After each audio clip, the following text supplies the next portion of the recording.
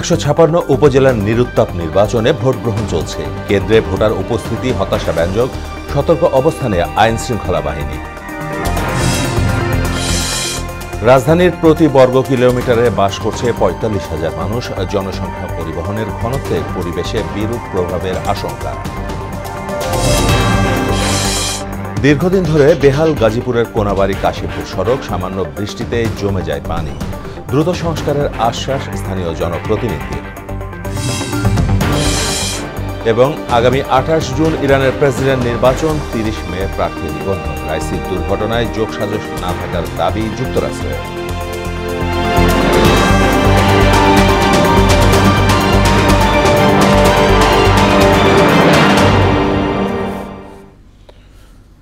আসসালামু আলাইকুম, সবাইকে মোহনা সংবাদে স্বাগত। শুনছিলেন শিরোনাম, সঙ্গে আছি মাহমুদ হাসান।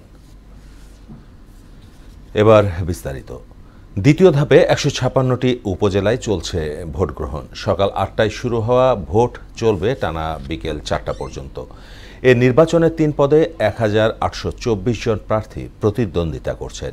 চেয়ারম্যান পদে ৬০৩, ভাইস চেয়ারম্যান পদে ৬৯৩ ও নারী ভাইস চেয়ারম্যান পদে ৫৯৮ জন প্রার্থী প্রতিদ্বন্দ্বিতায় রয়েছেন। ভোট কেন্দ্রের নিরাপত্তায় পুলিশ, আনসার ও গ্রাম পুলিশ মোতায়েন করা হয়েছে। এছাড়া উপজেলা ভেদে ২ থেকে ৪ প্লাটুন বিজিবি নিয়োজিত রয়েছে। ভোটের পরের দুদিন অর্থাৎ ২৩ মে পর্যন্ত মাঠে থাকবেন ম্যাজিস্ট্রেট। এর আগে বিভিন্ন কেন্দ্রে রিটার্নিং অফিস থেকে ব্যালট বক্স সহ নির্বাচনী সরঞ্জাম পৌঁছে দেওয়া হয়। মুন্সিগঞ্জের লোহজং উপজেলার ভোটের খবর জানাতে এবারে সরাসরি যুক্ত হচ্ছেন সহকর্মী মোহাম্মদ সুজন। সুজন, কেমন দেখছেন লোহজংয়ের ভোটের চিত্র, জানতে চাচ্ছিলাম।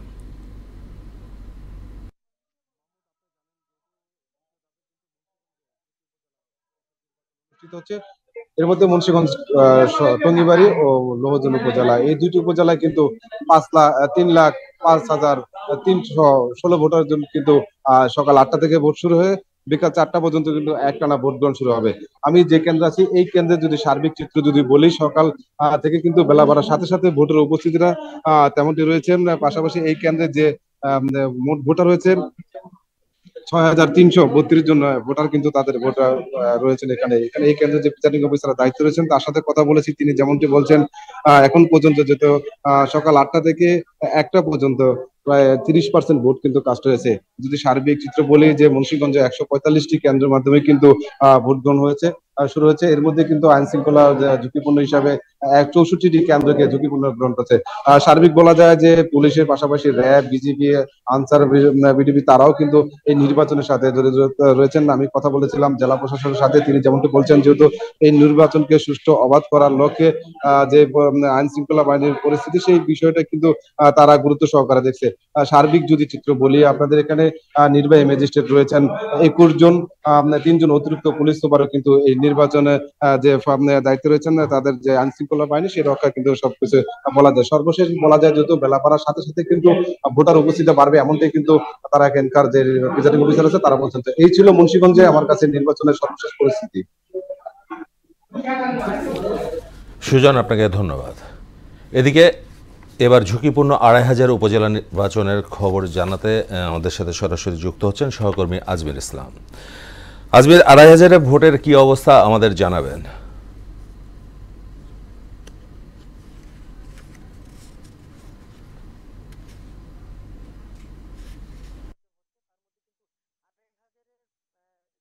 কেন্দ্রগুলি রয়েছে সেটি কিন্তু ঝুঁকিপূর্ণ বলে আশঙ্কা করছেন এখানকার হেভিওয়েট প্রার্থী, যিনি দোয়াত কলম প্রতীক শাহজাহান মিয়া, যার প্রতিদ্বন্দ্বী যে ছিল তিনি সাইফুল ইসলাম স্বপন।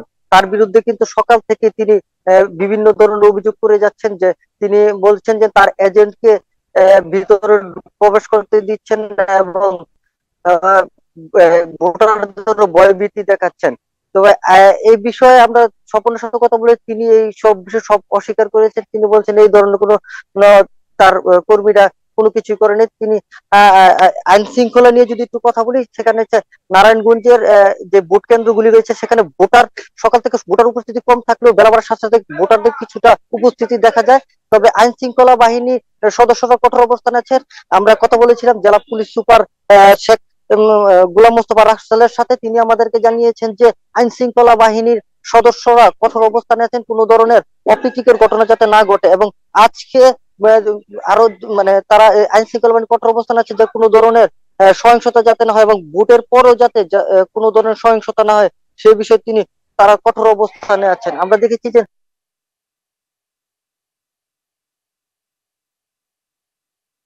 ভোটারদের সাথে কথা বলেছেন এবং তারা কিন্তু আরো একটি মেসেজ দিয়েছেন যে ভোটারদের তারা একটি তারা নির্বিঘ্নে এই ভোট কেন্দ্রে আসতে পারে এবং তারা যে বাড়ি ফিরে যেতে পারে সেই বিষয়টি তারা মাথায় রেখে প্রতিটা ভোট কেন্দ্রে কিন্তু তারা নিরাপত্তার চাদরে ঢেকে রেখেছে এবং কয়েকটি স্তরে তারা এই আইন শৃঙ্খলা বাহিনী পর্যাপ্ত পরিমাণ তারা সদস্য দিয়েছেন। তবে আমরা দেখেছি যে প্রার্থীরা তারা অভিযোগগুলি করছে, তার নির্বাচন কর্মকর্তা রয়েছেন তার সাথে কথা বলেছিলাম, তিনি জানিয়েছেন সকল অভিযোগগুলি তারা আমলে নিয়ে কিন্তু তারা পর্যবেক্ষণ করছেন এবং যারা এই ধরনের করতে চায় তাদের বিরুদ্ধে আইনগত ব্যবস্থা গ্রহণ করা হবে। উৎসবমুখর পরিবেশে পটুয়াখালী জেলার দ্বিতীয় ধাপে 3টি উপজেলা পরিষদ নির্বাচনের ভোট গ্রহণ চলছে। সকাল 8টায় শুরু হওয়া ভোট বিরতিহীনভাবে চলবে বিকেল 4টা পর্যন্ত। বাউফল উপজেলায় প্যানেল ভিত্তিক নির্বাচনে অংশগ্রহণ করেন প্রার্থীরা। এই উপজেলায় ভোটার রয়েছে 2,97,607 জন, দশমিনা উপজেলায় 1,16,044 জন এবং গলাচিপা উপজেলায় 2,41,870 জন। 3টি উপজেলায় চেয়ারম্যান পদে 14 জন এবং ভাইস চেয়ারম্যান পদে 9 জন এবং মহিলা ভাইস চেয়ারম্যান পদে 7 জন প্রার্থী প্রতিদ্বন্দ্বিতা করছেন।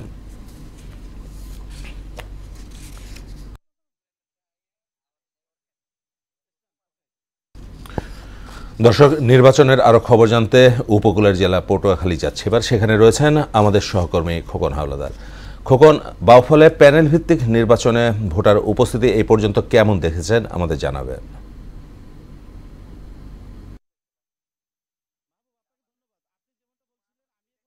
বাউফল উপজেলার ইদ্রিস আলী মোল্লা ডিগ্রি কলেজের একটি কেন্দ্রে আপনাকে জানিয়ে রাখি যে বাউফলে কিন্তু এবারের যে নির্বাচনটা, এই উপজেলা নির্বাচনটা কিন্তু প্যানেল আকারে অনুষ্ঠিত হচ্ছে, যার কারণে কিন্তু ভোটারদের মাঝে কিন্তু দারুণ একটা ব্যাপক একটা উৎসাহ আমরা দেখতে পাচ্ছি। আপনাকে দেখাচ্ছি যে প্রচন্ড রোদ উপেক্ষা করে কিন্তু এখানে কিন্তু ভোটাররা কিন্তু সারিবদ্ধভাবে দাঁড়িয়ে আছেন তাদের ভোটাধিকার প্রয়োগ করার জন্য। আমি যে কেন্দ্রে আছি এই কেন্দ্রের মোট ভোটার সংখ্যা হচ্ছে 3400। এই পর্যন্ত সকাল থেকে এই পর্যন্ত 800-র মতো ভোটাররা তাদের ভোটাধিকার প্রয়োগ করেছেন। আপনি দেখতে পাচ্ছেন যে বিভিন্ন বয়সী ভোটাররা কিন্তু এখানে কিন্তু তারা কিন্তু দাঁড়িয়ে আছেন তাদের যে পছন্দের যে প্রার্থীকে ভোট প্রয়োগ করার জন্য। বাউফল উপজেলায় মোট ভোটার কেন্দ্র মোট ইউনিয়ন হচ্ছে 15টি এবং পৌরসভা 1টি। মোট ভোটার হচ্ছে 2,97,000। এরই মধ্যে পুরুষ ভোটার হচ্ছে 1,56,000 এবং মহিলা ভোটার হচ্ছে 1,40,000। আপনাকে জানিয়ে রাখি যে বাউফলের প্রত্যন্ত অঞ্চল অনেক চর অঞ্চল আছে যেখানে কিন্তু আইন শৃঙ্খলা বাহিনী এবং প্রশাসনের যে লোকজন তারা কিন্তু 2 দিন আগেই সেখানে গিয়ে ওই ভোট কভারেজের জন্য কিন্তু সেখানে থাকতে হয়েছে তাদেরকে। এছাড়া আপনাকে আরেকটা ব্যাপার জানিয়ে রাখি যে উপজেলার বাউফল উপজেলার বিশেষ করে চরাঞ্চলের যে ভোট কেন্দ্রগুলো আছে সেখান থেকে যে এই যে ভোটের যে সরঞ্জামাদি সেগুলো কিন্তু আরো অনেক আগে পাঠানো হয়েছে। আজকে সকালবেলা কিন্তু ভোট কেন্দ্রে ব্যালট পেপার নিয়ে যাওয়া হয়েছে। আর এছাড়াও পটুয়াখালীর আরো যে 2টি উপজেলা আছে দশমিনা এবং গলাচিপা, সেখানেও আমরা খবর নিয়েছি যে সম্পূর্ণ শান্তি এবং সুষ্ঠু পরিবেশে কিন্তু ভোটাররা তাদের ভোটাধিকার প্রয়োগ করেছেন। এখন পর্যন্ত পটুয়াখালী জেলার 3টি উপজেলায় কোনো সহিংসতার কিন্তু আমরা এখন পর্যন্ত খবর পাইনি। পটুয়াখালী উপজেলার 3টি উপজেলা পরিষদ নির্বাচন নিয়ে এই ছিল আমার কাছে সর্বশেষ তথ্য। মাহমুদ। খোকন, আপনাকে ধন্যবাদ।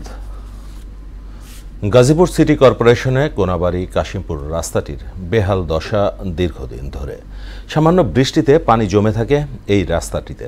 বিভিন্ন গার্মেন্টসের যানবাহন, শিক্ষার্থী সহ ভোগান্তিতে পড়তে হয় পথচারীদের। দুর্ভোগের কথা স্বীকার করে দ্রুত রাস্তাটি সংস্কারের আশ্বাস দিয়েছেন জনপ্রতিনিধি। গাজীপুরের কোনাবাড়ি কাশিমপুর থেকে মেহেদি হাসানের তথ্যে আরো জানাচ্ছেন আফরিন পপি। কোনাবাড়ি কাশিমপুর রাস্তাটির বেহাল দশায় নাজেহাল গাজীপুর সিটি কর্পোরেশনের মানুষ। একটু বৃষ্টি হলেই রাস্তাটিতে পানি জমে যায়। পায়ে হেঁটে চলাচল তো দূরের কথা, যানবাহন চলাও মুশকিল হয়। সবচেয়ে বেশি ভোগান্তিতে পড়তে হয় শিক্ষার্থীদের। কোনাবাড়ি থেকে কাশিমপুর হয়ে নরসিংহপুর সড়কটি দিয়ে চলাচল করতে চান না চালকরাও। মাঝে মাঝেই যানবাহন উল্টে ছোটখাটো দুর্ঘটনাও ঘটে। রাস্তার কাম হয় না, দিনে 3 বার মাপ হয়, রাস্তার কাম হয় না।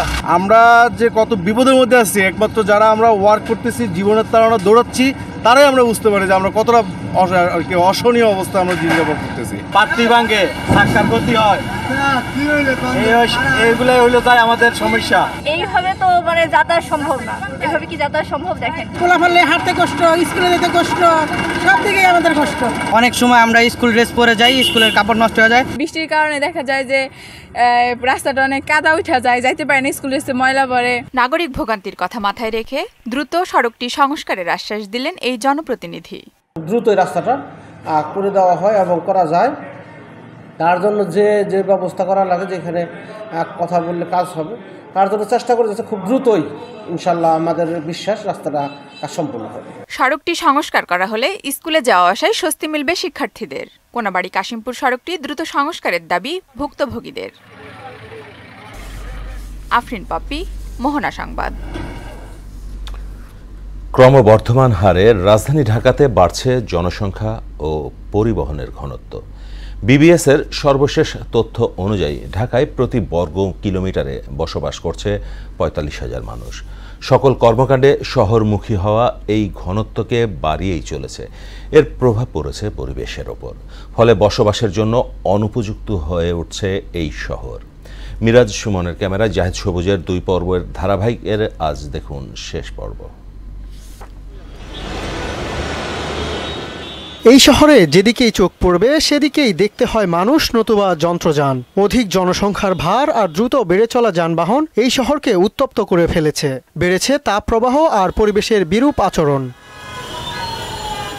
বিবিএসের সর্বশেষ তথ্যের হিসেবে ঢাকার 2 সিটিতে মোট জনসংখ্যা প্রায় 1,04,00,000। তবে 2 সিটির নিজস্ব ওয়েবসাইটের হিসেবে জনসংখ্যা প্রায় 1,75,00,000। 2022 সালে জনশুমারির প্রাথমিক ফলাফলে দেখা যায় 1 দশকে ঢাকায় মানুষ বেড়েছে 33,08,000। তাই জনগণকে এ বিষয়ে আরো সচেতন হওয়ার তাগিদ দিয়েছেন বিশেষজ্ঞরা। জনগণের উপর ডিপেন্ড করে একটি শহরের ঘন বসতির অবস্থাটা কিরকম থাকবে। ক্রমাগত আবাসন বাড়ছে, ক্রমাগত ট্রান্সপোর্টেশনের জন্য নতুন নতুন ভেহিকেল প্রবেশ করছে ঢাকা শহরে, যার ফলশ্রুতিতে এই সবগুলোই এক ধরনের অ্যান্টি ক্লাইমেট ইম্প্যাক্ট আবার আমাদের উপরে এসে পড়ছে। অপরদিকে পরিবেশ অবনতিতে পরিবহনের ভূমিকা কম নয়। বিআরটিএ পরিসংখ্যান বলছে 2011 থেকে 14 সালে গড়ে 1.5 লাখের বেশি নতুন যানবাহন রাস্তায় নেমেছে। 2015 থেকে 16 সালে তা হয় দ্বিগুণ। 2017 থেকে 19 সালে এই পরিমাণ দাঁড়ায় 4.5 লাখে। 2020 সালে করোনার কারণে নিবন্ধন কিছুটা কমে আসে। 2021 সালে নিবন্ধিত গাড়ির পরিমাণ ছিল সর্বমোট 45 লাখ। বিআরটিএ জানায় প্রতিদিন গড়ে 300টি ব্যক্তিগত গাড়ি ঢাকার রাস্তায় নামছে। তাই শুধু জনসংখ্যাই নয়, পরিবহন অব্যবস্থাপনাকেও পরিবেশের অবক্ষয়ের কারণ হিসেবে দেখছেন এই পরিকল্পনাবিদ। ট্রাফিক কনজেশন বাড়বে, ট্রাফিক কনজেশন বাড়ার অর্থ হচ্ছে আপনার এনার্জি কস্ট বাড়বে, এনার্জি বাড়বে, সুতরাং শহর গরম হবে। সুতরাং আপনাকে বাস রেশনালাইজেশন বা এক একটা রুটে এক একটা বাস কোম্পানি হাতে দিতে, যাতে বাসগুলির মধ্যে নিজেদের মধ্যে কোনো কম্পিটিশন না থাকে। তবে সব কর্মকাণ্ডে শহরমুখিতাই যেন কাল হয়ে দাঁড়িয়েছে ঢাকার জন্য। তাই প্রশাসনিক কর্মকাণ্ডের বিকেন্দ্রীকরণের পরামর্শ বিশেষজ্ঞদের। আমরা চট্টগ্রামকে বাণিজ্যিক রাজধানী বলছি, তা বাণিজ্যিক রাজধানী যদি হয় তাহলে বাণিজ্য মন্ত্রণালয় ঢাকায় কেন? যে সমস্ত প্রতিষ্ঠানের হেডকোয়ার্টার বাণিজ্য মন্ত্রণালয়ের সাথে প্রতিদিন কাজ করার জন্য সে ঢাকায় আসতেছে, তার মানে কি ঢাকার উপর জনগণের প্রেশারও কমবে, এবং মানুষের প্রেশার কমার অর্থ হচ্ছে আপনার ট্রান্সপোর্টের উপর প্রেশার কমা। প্রশাসনিক কর্মকাণ্ডের পাশাপাশি আঞ্চলিক পর্যায়ে শিক্ষা, চিকিৎসা, অন্যান্য সেবা খাতগুলোকেও আরও আধুনিকায়নের পরামর্শ বিশেষজ্ঞদের। সারা দেশে আমাদের সমস্ত সুযোগ সুবিধাগুলোকে ছড়িয়ে দিতে পারি, তাহলে দেখা যাবে একটি সময় ঢাকা শহর আরও বেশি সহনীয় হয়ে উঠবে। রাজধানীতে জনসংখ্যার ঘনত্ব দিনকে দিন বেড়েই চলেছে। জনসংখ্যার ঘনত্বের বিচারে রাজধানী ঢাকা এখন বিশ্বের বৃহত্তম মেগাসিটি। আর যানবাহনের আধিক্য সে তো আছেই, যার প্রভাব পড়ছে পরিবেশের উপরে। বিশেষজ্ঞদের মতে রাজধানী ঢাকাকে বসবাসের উপযুক্ত করতে হলে দাপ্তরিক কাজগুলোকে ডিসেন্ট্রালাইজেশন বা বিকেন্দ্রীকরণ এখন সময়ের দাবি। জাহিদ সবুজ, মোহনা সংবাদ, ঢাকা। নরসিংদীর বেলাবয়ে মহাসড়কে সবজি বাজারের কারণে ভোগান্তি পোহাতে হচ্ছে পথচারী, যানচালক ও যাত্রীদের। এতে নিত্য যানজটের পাশাপাশি হামেশাই ঘটছে ছোট বড় দুর্ঘটনা। বাজারটি স্থানান্তরে দ্রুত ব্যবস্থা নেওয়ার আশ্বাস দিয়েছে উপজেলা প্রশাসন। নরসিংদীর বেলাবো থেকে আশিকুর রহমান সৈকতের তথ্যে তানজিদ ভুঁইয়ার রিপোর্ট। দেখে যেন বোঝার উপায় নেই এটি মহাসড়ক নাকি সবজির বাজার। চিত্রটি নরসিংদীর বেলাবো বাড়ইচা এলাকায়। ঢাকা সিলেট মহাসড়কে বহু বছর ধরে চলছে সবজির কেনাবেচা। ব্যবসায়ীরা বলছেন বাজারের নির্দিষ্ট কোনো জায়গা না থাকায় বাধ্য হয়েই এ পথ বেছে নিতে হয়েছে। বাজারের ভিতরে জায়গা নাই, কারণে রাস্তার মাঝে ব্যাংকের কারণে মাল বেচতে হয়। বাজার কমিটি আমরা জায়গা দেয় নাই, এই কারণে আমরা রুটের উপরে থেকে এক্সট্রা জায়গা লাগলে তো বাজার কমিটি তো মনে করেন আমরা মহাসড়কে বাজারের কারণে কেবল যে যানজটই সৃষ্টি হচ্ছে তা নয়, ঘটছে ছোট বড় দুর্ঘটনাও। ঢাকা সিলেট থেকে যাওয়ার পথে অনেক যানজট লাগে। আমি বাজার কমিটিকে বলবো এই বাজারটা যাতে ভালো একটা জায়গার মধ্যে স্থান করে দেয়।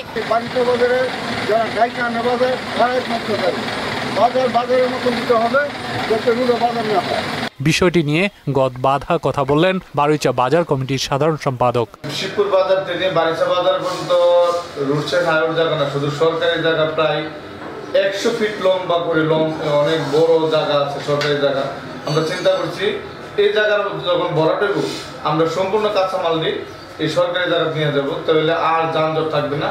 সংকট সমাধানে প্রশাসনিকভাবে একাধিকবার চেষ্টা চালানো হলেও কোনো সুফল মেলেনি বলে জানান ইউএনও। সবাই ওই রাস্তার দুপাশেই বসতেছে। আমরা নিয়মিতভাবে আমাদের অভিযান আমরা চালাচ্ছি এবং সেই অভিযান অব্যাহত রয়েছে। সেই সাথে আমাদের বাড়িচা বাজারের পাশেই আমাদের একটি জায়গাতে হাট করার একটা পরিকল্পনা আছে এবং সেখানে সবজি বাজারটি আমরা সেখানে স্থানান্তর করতে পারলে হয়তো এই সমস্যাটি থাকবে না। বাজারটি কোনো খাস জমিতে স্থানান্তর করা হবে বলেও জানান তিনি। তানজিদ ভুইয়া, মোহনা সংবাদ। মাউন্ট এভারেস্টের পর এবার বিশ্বের চতুর্থ সর্বোচ্চ পর্বতশৃঙ্গ লোৎসের চূড়ায় লাল সবুজের পতাকা ওড়ালেন চট্টগ্রামের বাবর আলী। প্রথম বাংলাদেশি হিসেবে তিনি লোৎসে সামিট করলেন। মঙ্গলবার নেপালের স্থানীয় সময় ভোর 5:50 লোৎসের চূড়ায় পৌঁছান তিনি। বাবর আলী এভারেস্ট জয়ের পর 27,940 ফুট উচ্চতার পর্বত লোৎসে আরোহণ করেন। এর আগে কোনো বাংলাদেশি লোৎসে আরোহণের চেষ্টা করেননি। এতে একই অভিযানে দুটি 8,000 মিটার উচ্চতার পর্বত জয় করলেন বাবর আলী। খেলার খবর ক্রিকেট। 3 ম্যাচ সিরিজের প্রথম টি-20তে আজ যুক্তরাষ্ট্রের বিপক্ষে মাঠে নামছে বাংলাদেশ। টেক্সাসের প্রেইরি ভিউ ক্রিকেটে কমপ্লেক্সে বাংলাদেশ সময় রাত 9টায় শুরু হবে খেলা। আন্তর্জাতিক টি-20 ক্রিকেটে প্রথমবারের মতো মার্কিনীদের মুখোমুখি হচ্ছে টাইগাররা। বিশ্বকাপের আগে এ সিরিজে নিজেদের দক্ষতা আরও ভালোভাবে ঝালিয়ে নিতে চায় শান্তবাহিনী। দল হিসেবে আমেরিকা প্রথম হলেও স্কোয়াডের অন্যতম সদস্য কোরি অ্যান্ডারসন নিউজিল্যান্ডের হয়ে বাংলাদেশের বিপক্ষে খেলার অভিজ্ঞতা রয়েছে ভালোভাবে। এছাড়াও দলটির বর্তমান কোচ স্টুয়ার্ট ল এর আগে বাংলাদেশের অনূর্ধ্ব-19 দলের কোচের দায়িত্বেও ছিলেন। শেষ করব মোহনা সংবাদ যাবার আগে শিরোনামগুলো আরও একবার।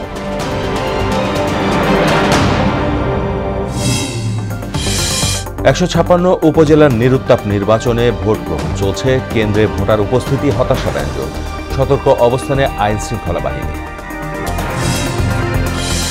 রাজধানীর প্রতি বর্গ কিলোমিটারে বাস করছে 45,000 মানুষ। জনসংখ্যা পরিবহনের ঘনত্বে পরিবেশে বিরূপ প্রভাবের আশঙ্কা। দীর্ঘদিন ধরে বেহাল গাজীপুরের কোনাবাড়ি কাশিমপুর সড়ক। সামান্য বৃষ্টিতেই জমে যায় পানি। দ্রুত সংস্কারের আশ্বাস স্থানীয় জনপ্রতিনিধিদের। এবং আগামী 28 জুন ইরানের প্রেসিডেন্ট নির্বাচন। 30 মে প্রার্থী নিবন্ধন। রাইসির দুর্ঘটনায় যোগসাজশ না থাকার দাবি যুক্তরাষ্ট্রের।